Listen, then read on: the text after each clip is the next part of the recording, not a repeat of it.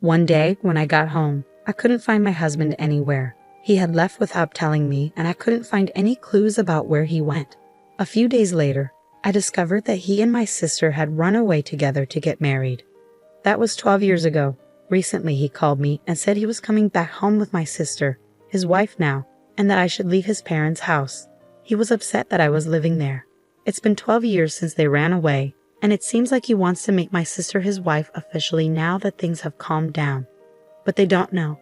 They don't realize how much our family, including me, has changed since then. My name is Melanie Miller, and I'm 27 years old. I studied web design and worked at a company where I met my husband, Shane. Shane is a friendly guy who works in sales. We fell in love quickly and got married after a year of dating. After we got married, we moved in with his parents. I quit my job at the company and started working as a freelance web designer from home. I wanted to take care of our home and support my husband's lifestyle.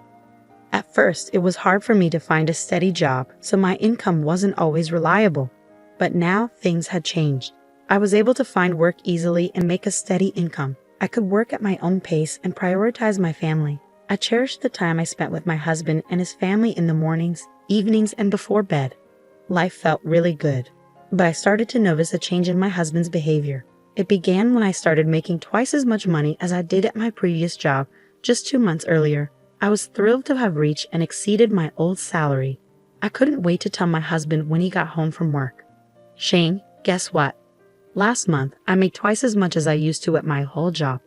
What? Seriously? Your old job paid pretty well, didn't it? Yeah, but I've been wanting more. I finally did it. Yeah, sure, that's great. You want me to throw you a party? My husband's response was unexpectedly sarcastic and negative. I couldn't understand why he was acting that way, so I asked, Shane, are you upset with me about something? Did I do something wrong? I thought you'd be happy for me. Why should I be happy? My salary didn't increase. Well, yes, but can't you just be happy for me, your wife? Really? I'm not like you. I'm just not naturally happy. Shane. After that argument, my husband started to withdraw more and more each day. Our talks became less frequent until I was the only one saying good morning and good night. Even though we had only been married for a year, it felt like we were far from happy. My in-laws, who we lived with, could sense the tension but never said anything. 2 months passed and nothing changed. We ate together in silence, and he always controlled the TV.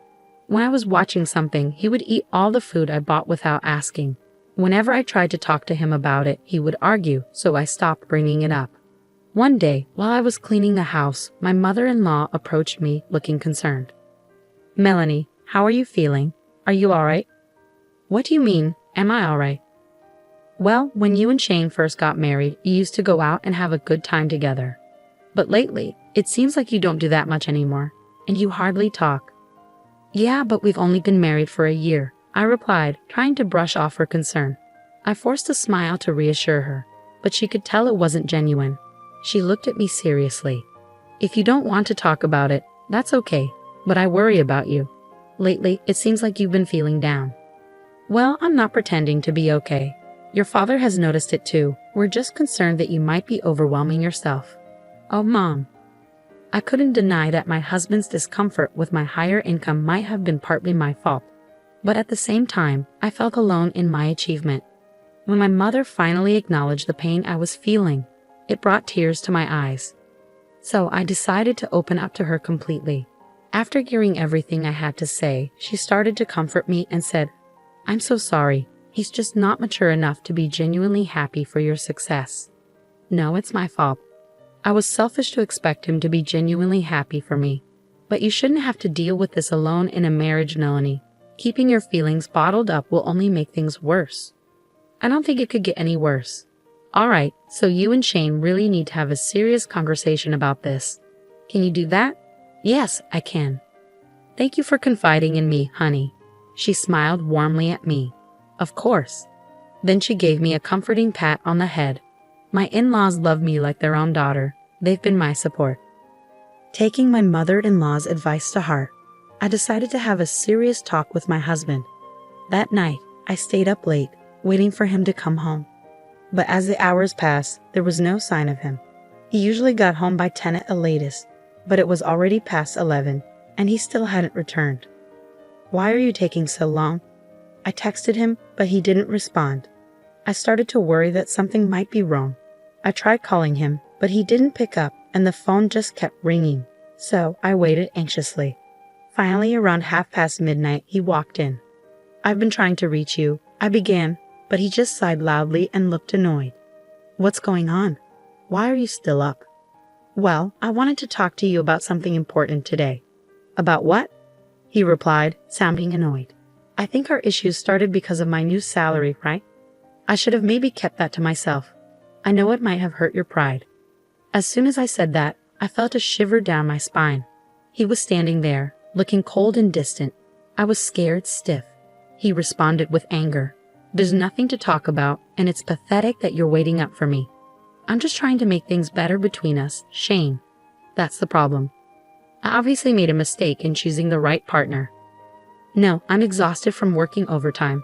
You don't have any right to speak, considering you just stay home all day." My husband stormed past me and headed upstairs to our room. I couldn't bring myself to move until I was sure he was upstairs. Why was he talking to me like that? All I wanted was a normal married life.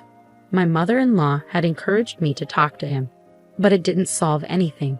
After his attitude, I didn't want to push for another conversation. It felt like he completely ignored me as a person, and it left me feeling bitter. 2 more months passed and still we didn't talk. The days seemed endless, slipping by in a blur. Then, one day, I came home to find my husband gone. I went into his room and something felt off. "Huh? Shane's room is never this tidy." Shane isn't exactly known for being neat, but his room was strangely clean. His clothes and suitcase were gone. It hit me then, he'd moved out. I tried calling my in-laws, but their phone was either off or disconnected. Just as I was panicking, my sister, Mimi, called me. "Hi sis, it's been a while." "Mimi, I can't talk right now." "Is he? Your husband isn't there, is he?" "What? How did you know?" "Something's not right," I said, feeling a sense of unease. "I'm with your husband right now." "What? What do you mean?" "Well, I happened to be at the bar, and I ran into him there. We had a drink, and he mentioned that you two weren't really getting along." "Mimi, no, you can't be serious." "I am. I'm dating him now, and we're planning to get married, so don't try to stop me." "Going away? That's ridiculous. Bring Shane back home right now." "I'm sorry I can't.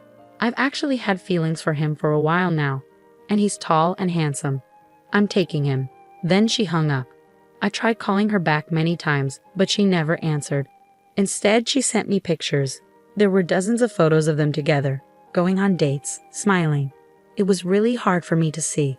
A few days later, I received the completed divorce papers signed by Shane. When I called his workplace, they told me he had already quit. I knew I couldn't deal with this on my own anymore. I decided to tell my parents and in-laws about what was happening and ask for their support. So Shane and Mimi are together now. He left his job and wants me to sign the divorce papers, I explained. There was a stunned silence. Then my father-in-law spoke up after a moment. "Melanie, I'm truly sorry for our son's foolishness. You don't have to forgive us, and you don't owe us anything." "Oh, Father, I can't forgive your sister either. You're like a daughter to me." "I can't forgive them for hurting my precious daughter," everyone echoed his sentiment. In that moment, our feelings towards Shane and Mimi changed completely. My in-laws were already considering moving to a new house, and after this they said, "We want nothing to do with our son anymore." And they moved without telling him. My parents also decided to cut ties with my sister. "If she ever comes back, we'll act like we don't know her. Someone who would betray their own sister like that isn't our daughter," they said. So I decided to go back home to my parents. I asked for alimony from Shane as part of the divorce agreement. He replied, "You'll get it when I get my divorce." Eventually, I received several million yen in alimony along with a message, "Divorce me." Once the divorce was finalized, I cut all ties with Shane and Mimi. It's been 12 years since then, and a lot has changed. My in-laws demolished the house we lived in and sold the land. I've become more successful as a web designer, and my income has grown significantly. Thanks to this, I can travel often with my parents and live a fulfilling life. Today, while I was working, I got a call. Without checking the caller ID, I answered, thinking it was a client, but instantly it brought back unpleasant memories. "It's been a while, Melanie. How have you been?" Shane's voice echoed. I knew you recognized your ex-husband's voice, he chuckled. He's still spouting nonsense like before. What do you want? After 12 years, now you want to talk? I could hear him chuckle. No, you're in my house. Leave within the next 10 minutes. What? What are you talking about? We're facing some financial trouble anyway. I'm heading there now. I'm bringing my wife home to our house. You need to leave my parents' house now. It seems he still believes I'm living with his parents. He thinks that after 12 years, things have settled down and they'll finally be accepted. In the background, I hear my sister saying, "That's right, get out of there." But they really have no idea. Do they really think that just because it's been 12 years, everything is forgiven? The world isn't that forgiving, and I won't make it easy for them. But I took a deep breath and replied, "If you want to go home, go ahead. But I'm not at your parents' house anymore." "Oh really? Did my dad kick you out?" "How clueless can you be? Your parents' house is gone, Shane." "Huh? What do you mean it's gone?" Shane's voice started shaking with anxiety. At that moment, he arrived where the house used to stand. He screamed, "What the hell?" And I could hear the pain in his voice. I continued, "As soon as you ran away, we cut ties with both of you. Your parents moved out, and my parents completely disowned the woman you're with. There's nowhere for you to come back to." "Are you serious? How is this even possible?" "Believe it or not, it's up to you, but neither your parents nor mine consider you family anymore. You've proven you're not worthy since you both destroy people's lives." That's awful. But who's to blame for ruining your family? Don't ever call me again. I won't let you ruin my life any more than you already have. With that, I hung up and blocked their number. This time, I cut the last tie. After their failed attempt to go to his parents' house, they tried to come to mine, but my parents have already disowned her. My sister was crying loudly, but my parents just asked, "Who are you?" and ignored them at the gate. Then they both got down on their knees, begging, "Please forgive us. We have nowhere to go, please." Shane was pleading too. "I'm begging you, my parents' house is gone. We have nowhere to go." "Shut up, we don't care. You're not family anymore," my parents said as they sprinkled salt on the front door. "No, please wait, no please, I'm begging you," my father-in-law pleaded. "You don't get to call me that. Get out of here." They were so persistent that my father ended up sprinkling salt on them, and my mother called the cops for trespassing. They haven't been seen since. Last I heard, they were jobless, homeless, and asking their friends for money. But word got around about them, and no one was willing to help. And even if they returned to their hometown, they'd face the same fate. But they brought it on themselves. They made their bed, and now they have to lie in it. My parents and I will never see them again, and they'll spend the rest of their lives regretting their choices.